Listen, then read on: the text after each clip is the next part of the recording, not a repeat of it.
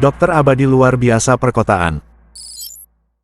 Bab 81, sampai bab 90.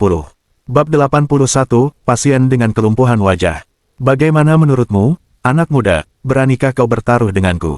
Aku sudah mempertaruhkan semua tulang tuaku, kau, seorang pemuda, pasti tidak takut, kan? Hua Chun menatap Fang Bai sambil tersenyum, seolah-olah dia takut Fang Bai tidak akan berani menerima taruhan itu, dan menggunakan metode provokasi.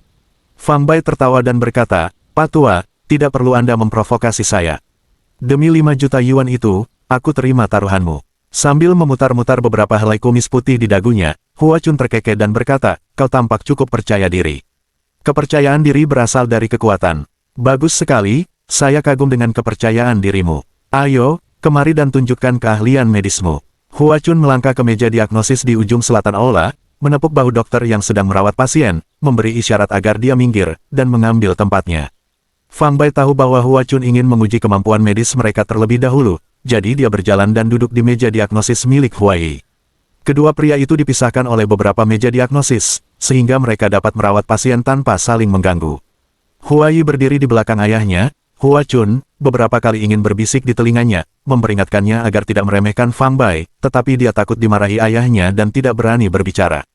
Huai percaya bahwa kemampuan bela diri ayahnya masih tajam meskipun sudah tua, dan mengalahkan Fang Bai seharusnya bukan masalah, tetapi dia kurang yakin dengan kemampuan ayahnya untuk mengalahkan Fang Bai dalam hal keterampilan medis.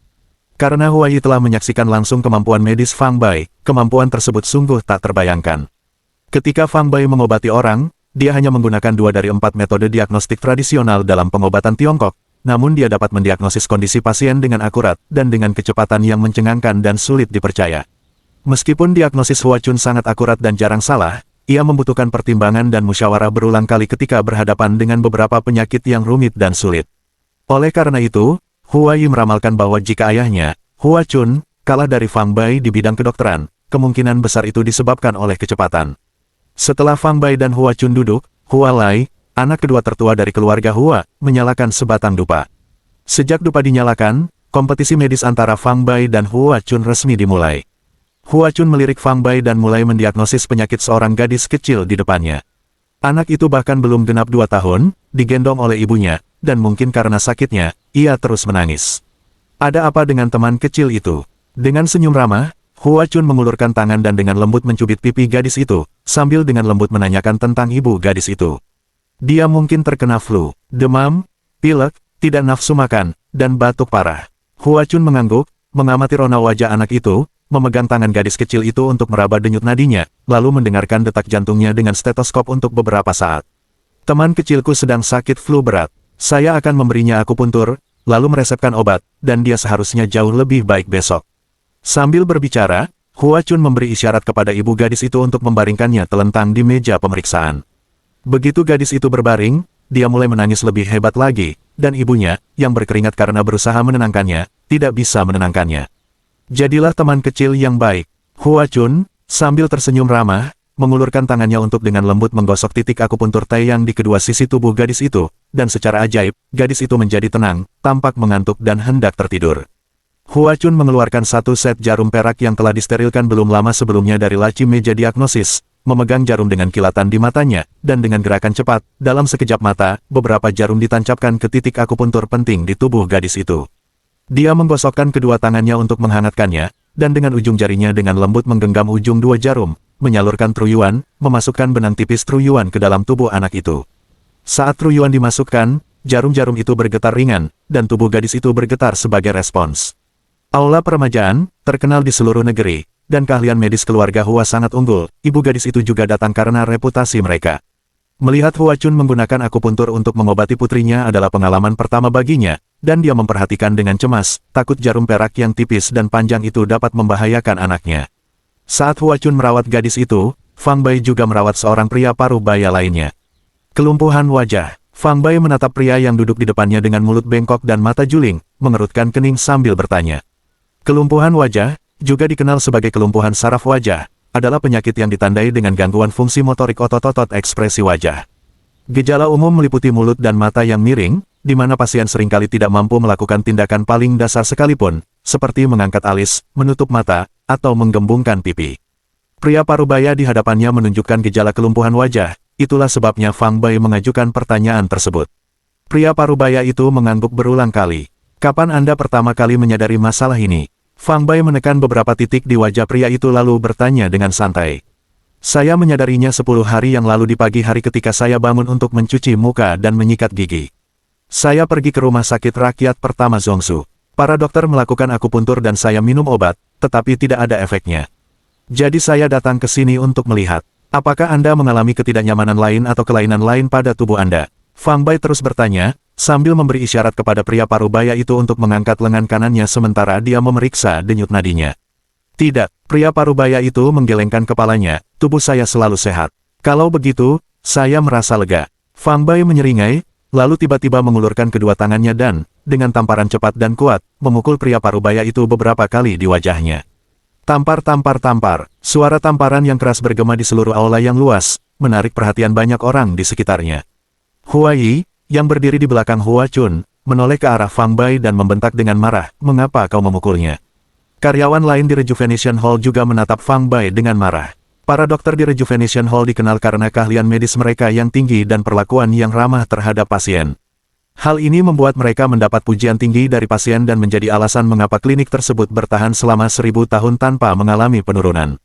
Tindakan Fang Bai yang tiba-tiba menamparkan pasien tersebut, jika pasien mengira dia adalah karyawan balai peremajaan dan menyebarkan kabar tersebut, dapat merusak reputasi balai peremajaan. Inilah sebabnya para karyawan marah. 4 keturunan keluarga Hua, yang bertugas menjaga keamanan, sekali lagi mengepung Fang Bai, mengepalkan tinju mereka, bersemangat untuk bergabung dan menundukkannya, entah dengan melemparkannya keluar atau menyeretnya ke kantor polisi terdekat. Pasien kelumpuhan wajah itu tampak seperti orang yang bisu, duduk di sana dengan mata terbelalak dan mulut terbuka, benar-benar terdiam karena terkejut. Jangan gegabah. Melihat keempat petugas keamanan hendak menyerang Fang Bai, Hua Chun segera berteriak untuk menghentikan mereka. Hua Chun selalu akurat dalam menilai orang. Saat pertama kali melihat Fang Bai, dia tahu bahwa Fang Bai bukanlah tipe orang yang membuat masalah tanpa alasan atau bertindak sombong karena kemampuannya. Pasti ada alasan mengapa Fang Bai menamparkan pria parubaya itu. Ayah, kurasa orang ini sengaja membuat ulah di aula peremajaan kita. Beri dia pelajaran dan usir dia langsung. Hua Yi berkata dengan lantang. Tutup mulutmu. Hua Chun sangat kecewa dengan ketidakmampuan putranya untuk tetap tenang dan kecenderungannya untuk menggunakan kekerasan dalam setiap situasi. Tidak banyak anggota keluarga Hua yang ahli dalam bidang kedokteran dan bela diri sekaligus, dan Hua Yi adalah salah satunya dan termasuk yang terbaik. Hua Chun juga menaruh harapan besar pada putranya. Ia berharap bahwa dalam 1 dekade, setelah temperamen putranya menjadi lebih stabil dan terkendali, ia dapat mempercayakan beberapa urusan keluarga kepadanya, melatihnya menjadi sosok berbakat yang mampu memikul tanggung jawab besar, dan mungkin menjadi kandidat kuat untuk kepala keluarga berikutnya. Namun, jika putranya tetap impulsif, bersemangat, dan tidak mampu menahan diri bahkan setelah 10 tahun, akan sulit baginya untuk mencapai hal-hal besar, dan semua upaya Hua Chun mungkin akan sia-sia. Para anggota keluarga Hua juga tidak ingin kepala keluarga mereka adalah seseorang yang impulsif dan mudah marah karena pemimpin seperti itu dapat menghancurkan balai peremajaan, dan dengan demikian, keluarga Hua. Bab 82, tidak ada ketidakadilan dalam kekalahan. Hua Yi melihat ayahnya marah dan langsung menutup mulutnya. Dia tahu bahwa jika dia berbicara lagi, hukuman yang akan dihadapinya bisa lebih berat, dan bukan hanya sekadar dilarang keluar rumah selama setahun.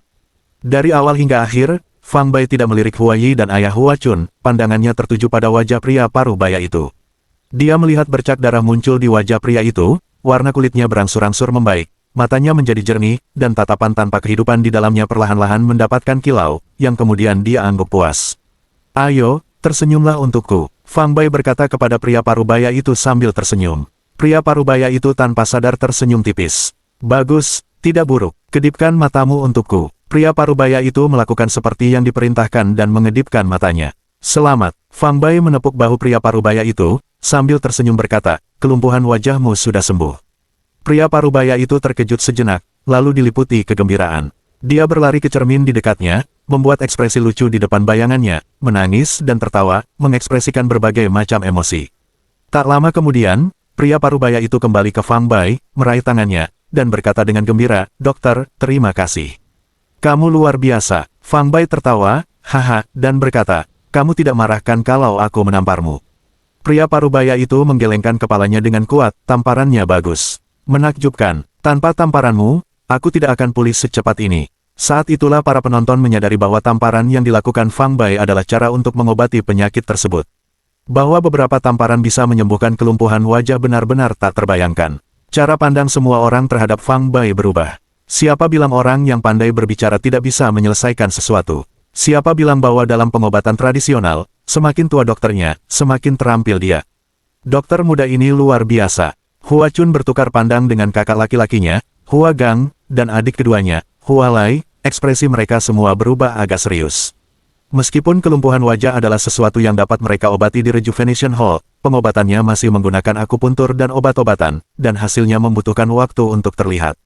Metode Fang Bai yang tidak menggunakan jarum, tidak menggunakan obat, hanya tamparan untuk menyembuhkan kelumpuhan wajah adalah sesuatu yang sama sekali tidak bisa mereka capai. Hua Chun, yang sedang berpikir keras sambil mengamati Fang Bai, merenung dengan saksama dan kemudian tiba-tiba menyadari sesuatu. Ketika Fang Bai menamparkan pria parubaya itu, dia pasti menggunakan teknik khusus, dan telapak tangannya pasti mengandung truyuan, sehingga mengaktifkan saraf wajah pria itu dalam sekejap, menyembuhkan kelumpuhan wajahnya. Metode ini tampak sederhana, tetapi teknik dan yuan sejati harus dipadukan secara sempurna. Terutama kekuatan yuan sejati, yang harus tepat, terlalu lemah dan tidak akan merangsang saraf, terlalu kuat dan dapat memperburuk gejala pasien. Hua Chun ragu bahkan jika dia mencoba mengobati kelumpuhan wajah pria parubaya itu dengan metode Fang Bai, belum tentu akan efektif. Anak muda itu tidak sederhana. Hua Gang berbisik kepada Hua Chun, jika kau ingin melampauinya dalam keahlian medis, kau harus mengerahkan seluruh kemampuanmu. Hua Yi kalah darinya, dan itu bukan kekalahan yang tidak pantas. Hua Lai memandang Fang Bai dengan penuh minat, matanya bergerak gelisah, memikirkan bagaimana mereka bisa membuat pemuda ini tetap tinggal di aula peremajaan. Lakukan yang terbaik, dan serahkan sisanya pada takdir. Hua Chun menghela napas dalam hati sambil memperhatikan pria parubaya itu, yang telah disembuhkan dari kelumpuhan wajah oleh Fang Bai, dengan gembira membayar dan pergi. Kemudian, ia kembali memusatkan perhatiannya pada gadis kecil di depannya di meja konsultasi. Dia telah sepakat dengan Fang Bai untuk menentukan pemenang dalam waktu yang dibutuhkan sebatang dupa untuk terbakar, dan kesembuhan Fang Bai terhadap satu pasien belum berarti dia telah menang. Hua Yi memutuskan untuk tidak lagi terganggu, dia tidak bisa membiarkan masalah ini memengaruhi kondisi mentalnya. Beberapa menit setelah akupuntur, gadis kecil itu bermandikan keringat dan tertidur lelap. Dengan cepat mencabut jarum perak dan menyimpannya, Hua Chun duduk dan buru-buru menulis resep untuk beberapa obat anak, lalu menyerahkannya kepada ibu gadis kecil itu. Demam anak Anda sudah mereda. Minumlah obat resep ini, minum 3 kali sehari setelah makan, sarannya kepada ibu gadis kecil itu sambil tersenyum. Sang ibu menyentuh dahi putrinya, mengamati tidurnya yang nyenyak, menghela napas lega, dan ekspresi khawatirnya berubah menjadi senyuman. Setelah mengucapkan terima kasih banyak kepada Hua Chun, dia pergi mengambil obat sambil menggendong anaknya. Setelah Hua Chun selesai menangani satu pasien, Fang Bai sudah beralih mendiagnosis pasien ketiganya. Hua Chun mengumpulkan pikirannya, dan memilih untuk tidak lagi memfokuskan perhatian pada Fang Bai. Namun, Hua Gang, Hua Lai, dan Hua Yi, di antara yang lain, tak dapat menahan diri untuk tidak memperhatikan Fang Bai. Semakin lama mereka menonton, semakin dingin hati mereka terasa. Hua Gang dan Hua Lai bahkan berpikir bahwa tidak perlu melanjutkan kompetisi, karena Hua Chun sudah kalah. Setelah berpraktik kedokteran selama bertahun-tahun dan bertemu dengan banyak praktisi pengobatan tradisional Tiongkok, mereka belum pernah melihat orang seperti Fang Bai. Fang Bai tidak mengikuti metode 4 diagnosis saat merawat pasien. Dia hanya akan bertukar beberapa kata atau meraba denyut nadi, lalu mendiagnosis kondisi tersebut selalu dengan sangat akurat. Dengan tingkat keahlian medis seperti Hua Gang dan Hua Lai, mereka tahu bahwa kemampuan medis Fang Bai telah mencapai ranah transformatif mistis. Hua Gang dan Hua Lai saling bertukar pandang, keduanya tersenyum kecut dan cemas satu sama lain. Sebelumnya, mereka menganggap Fang Bai sebagai permata mentah yang perlu dipoles agar bersinar. Namun, kemampuan medis yang kini ditunjukkan Fang Bai sudah setara dengan ahli dari generasi sebelumnya, membuat mereka merasa rendah diri. Jika mereka bisa merekrut Fang Bai ke aula peremajaan, itu akan menjadi keuntungan besar, sangat menguntungkan bisnis tersebut. Namun, jika Fang Bai bergabung dengan klan terkemuka pengobatan tradisional lainnya, itu bukanlah kabar baik bagi balai peremajaan. Terdapat banyak sekali klan terkemuka di Huaxia, 4 diantaranya setara dengan balai peremajaan, Paviliun Dokter di Yanjing, Halaman Xinglin di Jiangnan, Sekte Dokter Hantu di Tianshan, dan Pulau Abadi di Donghai. Keempat klan pengobatan tradisional besar ini, seperti balai peremajaan, memiliki warisan 1000 tahun, unggul dalam praktik pengobatan dan bela diri, dan secara kolektif dikenal sebagai 5 sekte pengobatan besar dalam komunitas medis Huaxia. Aula peremajaan memiliki kerjasama dan persaingan dengan keempat klan besar ini. Meskipun kelima sekte medis besar ini tidak kekurangan dokter jenius, seorang ahli medis luar biasa seperti Fang Bai sangatlah langka. Jika keempat sekte medis besar lainnya mengetahui keberadaannya, mereka pasti akan tergoda. Dalam pertukaran pandangan tanpa kata antara Hua Gang dan Hua Lai, sebuah pemahaman diam-diam tercapai. Mereka memutuskan untuk berdiskusi dengan kepala keluarga Hua Chun nanti dan, berapapun biayanya, mempertahankan Fang Bai dan menjadikannya anggota balai peremajaan. Kompetisi keterampilan medis antara Fang Bai dan Hua Chun masih berlangsung. Fang Bai mempertahankan kecepatan merawat satu pasien setiap 5 menit secara rata-rata. Sementara itu, Hua Chun, dengan wajah serius dan semangat yang sangat terkonsentrasi, juga mulai mempercepat laju diagnosisnya. Prosedur bagi keduanya dalam menangani pasien pada dasarnya sama, yaitu pertama-tama mengidentifikasi kondisi pasien, kemudian mengobati gejalanya sesuai dengan kondisi tersebut. Untuk kondisi yang dapat ditangani di tempat, keduanya akan segera mulai bekerja tanpa penundaan. Untuk kondisi yang membutuhkan perawatan jangka panjang agar sembuh, mereka akan meresepkan obat, menginstruksikan pasien untuk mengambil obat sesuai resep, dan menyimpan salinan resep untuk membahas lebih lanjut kebenaran resep tersebut setelah waktu yang dibutuhkan untuk membakar dupa berlalu. Bab 83, kami mengakui kekalahan. Aula peremajaan memiliki 2 area tempat pasien dirawat, satu di aula depan dan satu di aula belakang. Aula depan, Rejuvenation Hall, setara dengan unit gawat darurat di sebuah rumah sakit.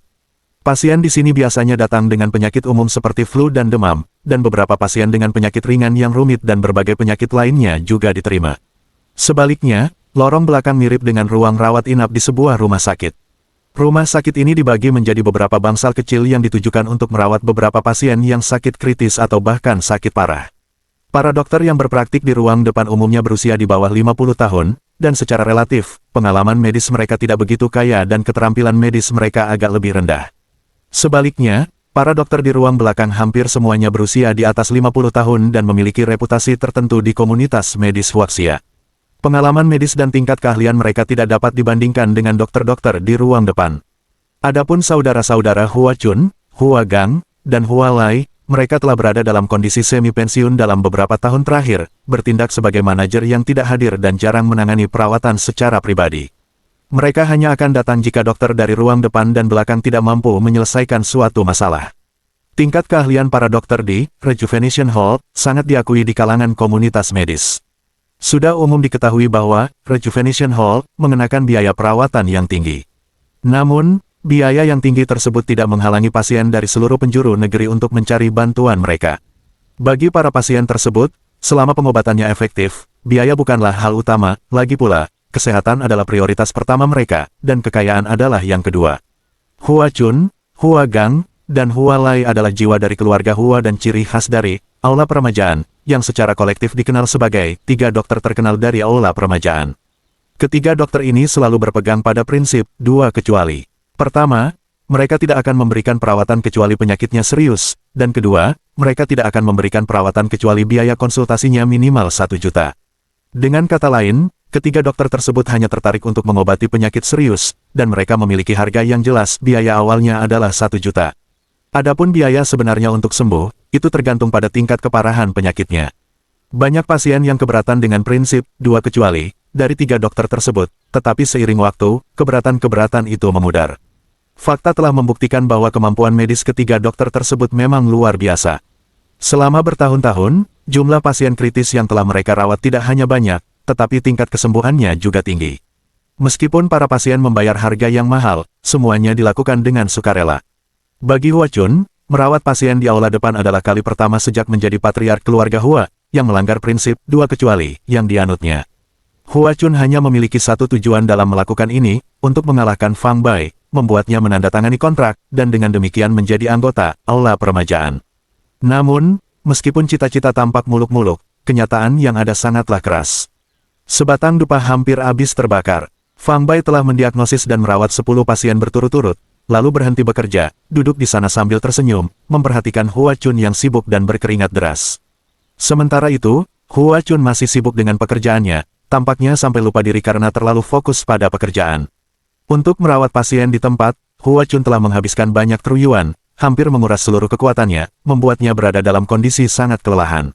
Jika dia terus seperti ini, tidak akan lama lagi dia akan pingsan karena kelelahan.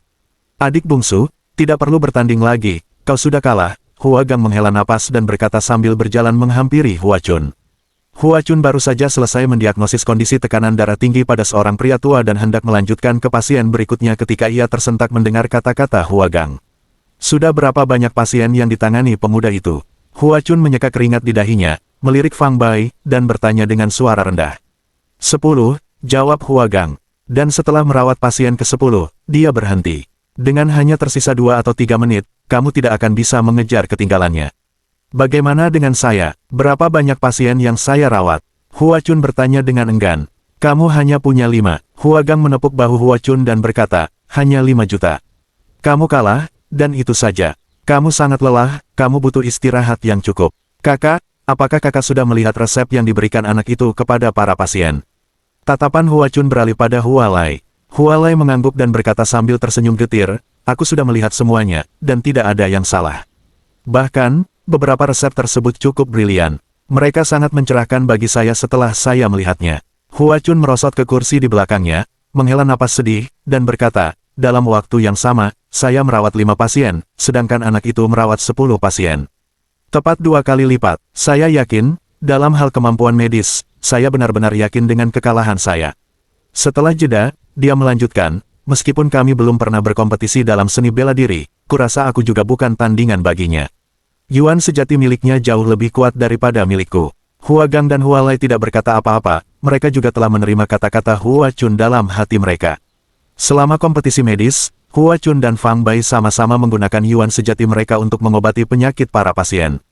Huachun hampir kehabisan Yuan sejati setelah merawat 5 orang dan bermandikan keringat karena kelelahan, sementara Fang Bai merawat 10 orang tanpa mengubah ekspresi atau detak jantungnya. Perbedaan Yuan sejati mereka terlihat jelas sekilas. Dalam duel seni bela diri, kekuatan Yuan sejati seseorang seringkali memainkan peran penting dalam menentukan hasilnya. Lupakan saja, tak perlu membandingkan seni bela diri, aku mengakui kekalahan. Huachun tiba-tiba tampak menua beberapa tahun sambil melambaikan tangannya dan berkata, kakak, tolong panggil pemuda itu ke sini agar kita bisa bicara. Huagang berkata dengan suara berat, ini bukan tempat untuk bicara, ayo kita ke aula belakang. Hualai mengangguk, berjalan menghampiri Fang Bai, dan berkata sambil mengacungkan ibu jarinya sebagai tanda persetujuan, anak muda, kau benar-benar memiliki bakat. Saya kagum akan hal itu. Saya sangat mengagumi hal itu. Kamu terlalu memujiku. Terima kasih atas pengakuannya. Fang Bai tersenyum datar dan menunjuk ke Huachun, yang sedang duduk di kursi dan memulihkan diri, sambil berkata, aku tidak ingin mengambil keuntungan, biarkan sesepuh itu beristirahat dengan baik, dan kemudian aku akan bertanding dengannya dalam seni bela diri lagi. Tidak perlu melakukan itu. Hualai menghela napas putus asa dan berkata, kami mengakui kekalahan. Benar-benar, baiklah kalau begitu. Fang Bai pertama-tama mengulurkan telapak tangan dan kemudian 1 jari, sambil berkata, 5 juta, ditambah 1 juta yang Huai hutangkan kepadaku, totalnya 6 juta. Bisakah kamu memberikan uangnya sekarang? Hualai terkejut, tetapi kemudian tertawa terbahak-bahak dan berkata, jangan khawatir, kami akan memberikan 6 juta itu kepadamu, sampai sen terakhir. Anak muda, kami bertiga orang tua cukup tertarik padamu, maukah kau bergabung dengan kami di aula belakang untuk mengobrol? Jika kau berencana menyeretku ke aula permajaan, lupakan saja. Fang Bai tahu apa yang ingin dibicarakan ketiga saudara Hua dengannya dan, tanpa ingin membuang waktu, berkata, aku suka bebas dan tidak terkekang, tidak berada di bawah kendali siapapun.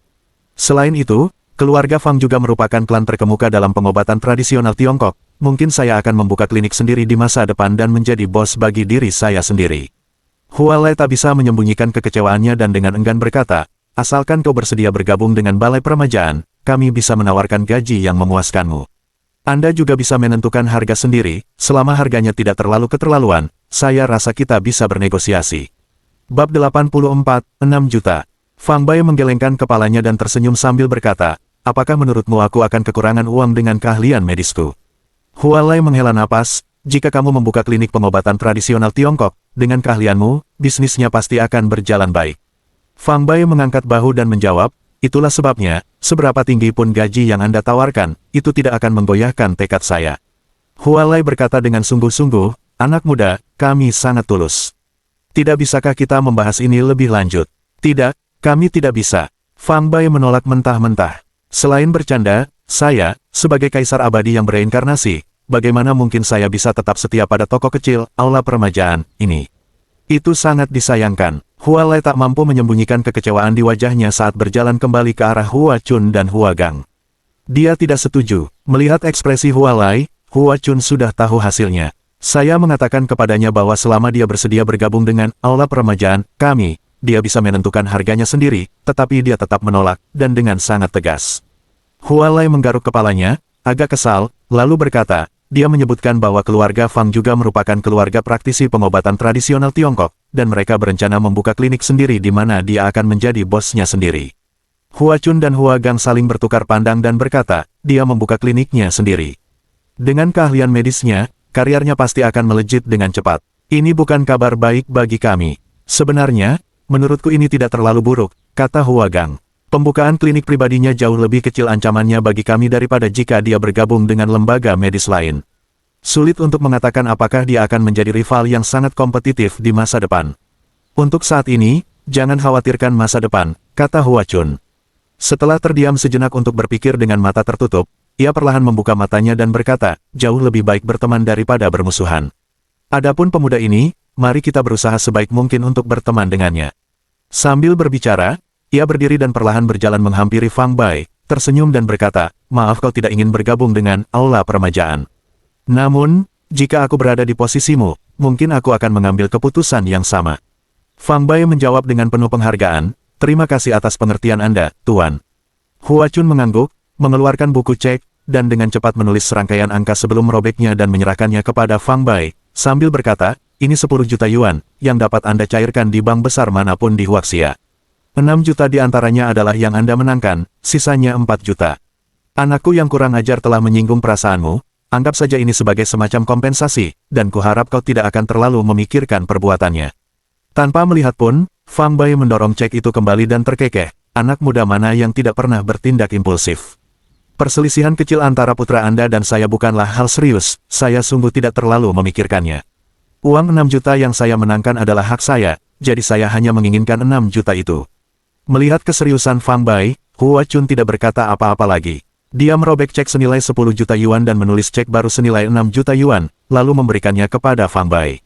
Fang Bai menyimpan cek itu, mengangguk kepada Hua Chun, Hua Gang, dan Hua Lai, mengucapkan, selamat tinggal, lalu berbalik dan melangkah pergi. Melihat Fang Bai pergi, Hua Chun dan yang lainnya saling melirik dan menunjukkan berbagai ekspresi. Hua Yi menundukkan kepalanya, terlalu malu untuk menatap siapapun, merasa sangat terhina di dalam hatinya. Setelah ayahnya mengakui kekalahan, dia menyadari masalah yang telah dia timbulkan bagi keluarga Hua dan bagi Aula Peremajaan. Awalnya dia mengira ayahnya akan dengan mudah mengalahkan Fang Bai, merebut kembali kehormatannya, dan menjaga reputasi Aula Peremajaan, tetapi yang terjadi justru Fang Bai mengalahkan ayahnya dan membawa kabur 6 juta yuan. 6 juta yuan hanyalah gerimis bagi Rejuvenation Hall, namun dampak negatif yang ditimbulkannya pada lembaga tersebut jauh melebihi nilai 6 juta yuan itu. Peristiwa hari ini bisa saja dipublikasikan secara luas oleh Fang Bai untuk mempopulerkan dirinya, dan Balai Peremajaan tidak punya cara untuk membantahnya, selain menelan pil pahit itu dalam diam. Melihat ayah, paman, dan paman keduanya berjalan ke aula belakang dengan ekspresi muram, Hua Yi mendongak ke langit dan menghela napas dalam-dalam, merasa hidupnya diselimuti kesuraman. Setelah agak jauh dari aula peremajaan, Fang Bai mengeluarkan cek itu dan menciumnya dengan penuh gairah. Bagi Fang Bai saat itu, 6 juta adalah jumlah yang sangat besar, yang memungkinkannya melakukan banyak hal. Setelah mencairkan cek di bank terdekat, Fang Bai membuka rekening bank baru, menyetorkan 1 juta dari 6 juta tersebut ke rekening baru, dan menempatkan sisa 5 juta di rekening pribadinya. Rekening bank yang baru dibuka dengan saldo 1 juta itu intended oleh Fang Bai untuk ibunya, Yang Mei, agar bisa dimiliki setelah ia kembali ke rumah. Fang Bai berencana untuk magang di rumah sakit Yanjing dalam beberapa hari, dan begitu dia pergi, dia akan memiliki lebih sedikit kesempatan untuk merawat keluarganya. Meninggalkan 1 juta di rumah akan cukup untuk kebutuhan sehari-hari orang tuanya dan saudara perempuannya, serta memungkinkan ayahnya untuk membuka kembali klinik pengobatan tradisional. 5 juta sisanya, Fang Bai berencana membawanya dan menggunakannya untuk membeli batu giok yang mengandung energi esensial untuk kultivasi setelah tiba di Yanjing. Fang Bai menyadari bahwa batu giok yang mengandung energi esensial memiliki kualitas yang sangat baik dan sangat mahal, oleh karena itu 5 juta bukanlah jumlah yang besar. Sebenarnya, dengan kemampuan medis Fang Bai, magang di rumah sakit manapun tampak berlebihan, tetapi tanpa itu, dia tidak akan bisa mendapatkan ijazah dari Fakultas Kedokteran, dan tanpa ijazah, dia tidak akan bisa merawat pasien secara sah di masa depan, yang akan dianggap sebagai praktik ilegal. Selain itu, Yanjing, yang merupakan ibu kota kuno dari beberapa dinasti dan tanah tempat naga berkembang biak, juga merupakan tempat yang sangat ingin dikunjungi Fang Bai. Menurut pandangan Fang Bai, karena Yanjing dikenal sebagai tanah tempat naga berkembang biak, seharusnya ada aliran spiritual di daerah tersebut. Dan jalur spiritual sangat penting bagi para kultivator, yang berarti peluang besar bagi mereka. Setelah pulang ke rumah dan menyerahkan kartu bank kepada ibunya, Yang Mei, sambil mengatakan bahwa kartu itu berisi 1 juta yang ia peroleh dari merawat pasien, Yang Mei mengira putranya sedang bercanda. Melihat putranya berbicara dengan sungguh-sungguh dan mengetahui kemampuan luar biasa putranya, Fang Gang segera membawa istrinya ke bank terdekat untuk memeriksa saldo rekeningnya. Ketika mereka melihat deretan angka yang panjang di layar, pasangan itu terdiam cukup lama sebelum akhirnya tersadar. Mereka kemudian dengan cepat mengambil kartu bank, sambil melirik ke kiri dan ke kanan seolah-olah berjaga-jaga terhadap pencuri dalam perjalanan pulang. Sesampainya di rumah, Yang Mei mengunci pintu depan dengan rapat, ekspresi waspadanya perlahan berubah menjadi ekspresi gembira dan antusias. Yang Mei tak kuasa menahan kegembiraannya. Sebelumnya, karena suaminya mengalami kecelakaan mobil dan klinik pengobatan tradisional tutup, keluarga tersebut bergantung pada penghasilannya yang pas-pasan, berjuang hingga titik di mana mereka hanya mampu membeli daging beberapa kali sebulan. Mengenang hari-hari itu membuat Yang Mei dipenuhi kesedihan yang mendalam. Namun sejak putranya menerima ajaran dari seorang guru, rumah tangga mereka berubah drastis hampir dalam semalam. Kini, suaminya bisa berdiri dan berjalan lagi berkat perawatan yang diberikan oleh putranya. Putranya, menggunakan keterampilan yang dipelajarinya, telah menangkap beberapa penjahat buronan dan mendapatkan ratusan ribu dolar sebagai hadiah. Tentu saja, Yang Mei sangat enggan membiarkan putranya terlibat dalam tindakan berbahaya menangkap penjahat. Ia sangat senang melihat putranya menggunakan keahlian medisnya untuk merawat orang dan mendapatkan uang. Mencari uang dengan cara ini tidak membawa risiko, dan itu pun damai serta dapat dibenarkan. Bab 85, mendukungmu untuk merayunya. Sambil memegang kartu bank yang diberikan putranya, Yang Mei tidak hanya gembira tetapi juga sangat bangga. Setiap keluarga berharap putra mereka akan menjadi naga dan putri mereka menjadi phoenix. Kini, putranya akhirnya tumbuh menjadi pribadi yang menjanjikan dan mulai memberikan kontribusi kepada keluarga, membuat semua tahun-tahun pahit yang ia dan suaminya lalui untuk membesarkannya menjadi berharga. Dengan 1 juta yuan, keluarga mereka memang belum bisa disebut kaya dan bangsawan, tetapi mereka sudah cukup berada, dan tidak perlu hidup hemat lagi.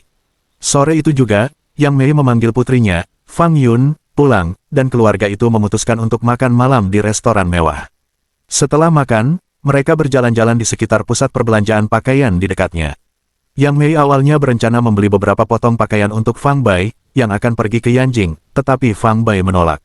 Bu, membawa terlalu banyak barang saat bepergian jauh dari rumah itu merepotkan. Beberapa potong pakaian saja sudah cukup untukku.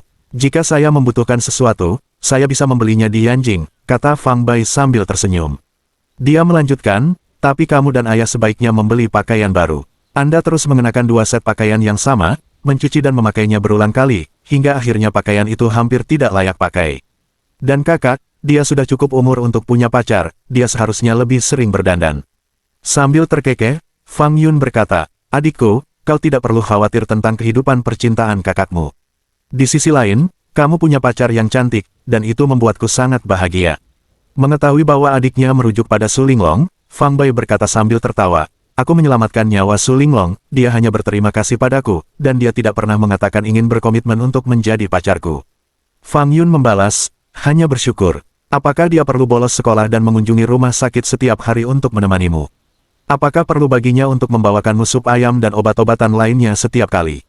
Adikku, jangan sembunyikan lagi dari kami. Setelah terdiam sejenak, dia menambahkan, Su Linglong cantik, baik hati, dan berasal dari keluarga baik-baik. Saya mendukung Anda dalam upaya mengejarnya. Fang Bai tahu bahwa orang tua dan saudara perempuannya menganggap Su Linglong sebagai pacarnya, dan dia tidak mau repot-repot mengklarifikasinya. Dia hanya tertawa dan menggesturing dengan tangannya, sambil berkata, cukup sampai di situ saja. Mari kita bicara tentang membeli pakaian. Baiklah, kita lakukan ini, masing-masing dari kita berempat akan membeli 2 set. Yang Mei menggelengkan kepalanya dan berkata, ayahmu dan aku tidak akan membeli apapun. Kalian berdua beli beberapa barang lagi.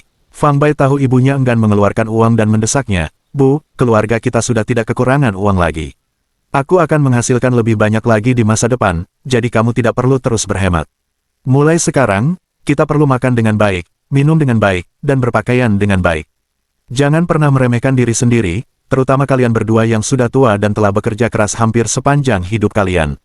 Sudah waktunya kamu menikmati kenyamanan.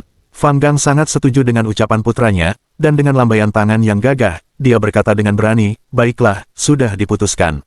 Aku beli jas dulu. Yang Mei mendengus, puff, melirik suaminya dengan jijik, dan berkomentar, ya ampun, dengan postur dan temperamenmu, bahkan setelan paling mahal pun tidak akan terlihat bagus padamu. Antusiasme Fang Gang meredup, dan dia bertanya kepada Fang Bai dan Fang Yun dengan senyum masam, anakku, apakah ayahmu yang sudah tua ini tidak bisa mengenakan setelan jas? Fang Yun berkata sambil terkekeh, tidak sama sekali, menurutku ayah akan terlihat sangat tampan mengenakan setelan jas. Fang Bai mengangguk setuju dan berkata, ayah sudah memiliki dasar yang baik. Meskipun kamu agak kurus, itu bisa diatasi dengan berolahraga. Sedangkan untuk temperamen, cukup jalani hidup yang berkecukupan untuk sementara waktu, dan itu akan berkembang secara alami. Jadi saya sangat mendukung Anda membeli setelan jas, dan semakin mahal, semakin baik. Berkat dukungan anak-anaknya, Fang Gang membusungkan dada dan berkata kepada istrinya, kau dengar itu. Anak perempuan dan anak laki-laki saya memiliki penglihatan. Aku pasti akan beli setelan jas. Melihat raut wajah suaminya yang penuh kemenangan, Yang Mei tak kuasa menahan tawa dan mengulurkan tangan untuk menjentik dahinya, seraya berseru, kau berharap begitu. Sebuah keluarga beranggotakan 4 orang telah berbelanja di pusat perbelanjaan pakaian selama lebih dari 1 jam, dan ketika mereka keluar, setiap orang membawa 2 tas berisi pakaian. Fang Gang akhirnya mendapatkan setelan jas yang diinginkannya, beserta jaket santai. Yang Mei, Fang Bai, dan Fang Yun juga membeli masing-masing 2 set pakaian. Mereka berempat membeli total 8 set pakaian, yang harganya kurang dari 20.000 yuan, tetapi hal itu membuat hati Yang Mei terasa sakit. Setelah kembali ke rumah, malam telah tiba sepenuhnya. Yang Mei dan putrinya, Fang Yun, berada di kamar mereka, tanpa lelah mencoba pakaian yang baru mereka beli di depan cermin. Setelah mandi, Fang Gang duduk di sofa ruang tamu, menonton berita di televisi. Fang Bai berganti pakaian kasual yang nyaman dan menyapa ayahnya, mengatakan bahwa dia akan pergi ke rumah teman sekelasnya sebentar sebelum menyelinap keluar pintu. Kunjungan Fang Bai ke rumah teman sekelasnya hanyalah tipu daya, tujuan sebenarnya adalah Jalan Light nomor 69 di pinggiran timur kota Zhongzhou, sebuah pabrik perbaikan mobil besar. Tempat ini dulunya merupakan markas salah satu dari 3 kekuatan utama di dunia bawah tanah Zhongzhou, yaitu Grup Serigala Lapar. Fang Bai adalah seorang pria yang dengan jelas membedakan antara rasa terima kasih dan dendam, dan membalas keduanya dengan setara. Tu Fu, atas perintah pemimpin, kelompok Serigala Lapar, telah mencoba melumpuhkan anggota tubuh Fang Bai, dan meskipun upaya itu gagal, hal itu tetap membuat Fang Bai marah. Kematian Tu Fu tidak cukup untuk meredakan amarah Fang Bai. Dia ingin menemukan orang yang mengendalikan semuanya dari balik layar dan membalasnya dengan cara yang sama. Sampai sekarang pun, Fang Bai tidak mengerti mengapa pemimpin, Grup Serigala Lapar, mengincarnya, dan hanya dengan menemukan pemimpin, Grup Serigala Lapar, dia bisa mendapatkan jawabannya. Fang Bai telah mengetahui dari Tu Fu bahwa, Grup Serigala Lapar, adalah salah satu dari 3 kekuatan utama di dunia bawah Zhongzhou, dengan ratusan anggota, masing-masing adalah buronan yang putus asa, dengan banyak petarung yang sehebat Tu Fu.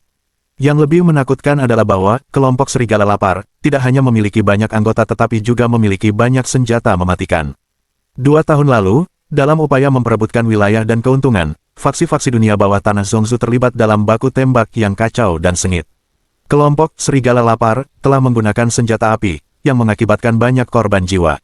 Pada akhirnya, kepolisian kota Zhongzhou melancarkan operasi besar-besaran, menindak tegas Grup Serigala Lapar, dan kekuatan dunia bawah lainnya, yang akhirnya berhasil mengendalikan situasi. Kelompok Serigala Lapar bermula dengan kekerasan dan pembunuhan, dan seiring dengan meluasnya kekuasaan mereka, dalam beberapa tahun terakhir mereka mulai menutupi operasi mereka. Di satu sisi, organisasi ini mempertahankan beberapa bisnis ilegal yang menguntungkan, dan di sisi lain, organisasi ini juga mulai terlibat dalam bisnis yang sah, sehingga secara efektif memiliki peran dalam dunia kriminal dan masyarakat yang sah. Sebagai contoh, pabrik perbaikan mobil besar di Jalan Light Avenue 69 di pinggiran timur kota Zhongzhou, yang secara diam-diam berfungsi sebagai markas besar, Grup Serigala Lapar, secara lahiriah merupakan salah satu gerai bisnis mereka.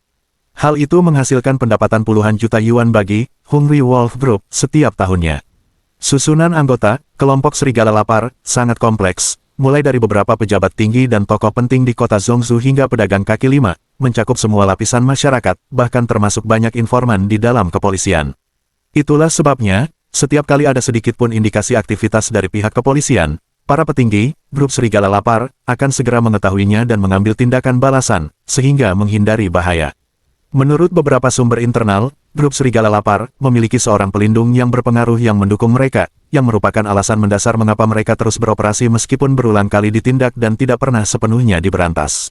Bab 86, Aku ingin memukul bosmu. Tang Wenru tiba di kota Zhongzhou dan ingin mengumpulkan bukti untuk menjatuhkan grup serigala lapar, tetapi sebaliknya, dia menghadapi rintangan di setiap langkah dan belum mencapai apapun hingga saat ini. Dari sini, kita bisa melihat betapa kuatnya grup serigala lapar. Namun, Fang Bai sangat meremehkan grup serigala lapar. Bahkan Tu Fu, petarung nomor 1 yang terkenal dari grup serigala lapar, dengan mudah dikalahkan olehnya. Seberapa kuatkah sebenarnya grup serigala lapar itu?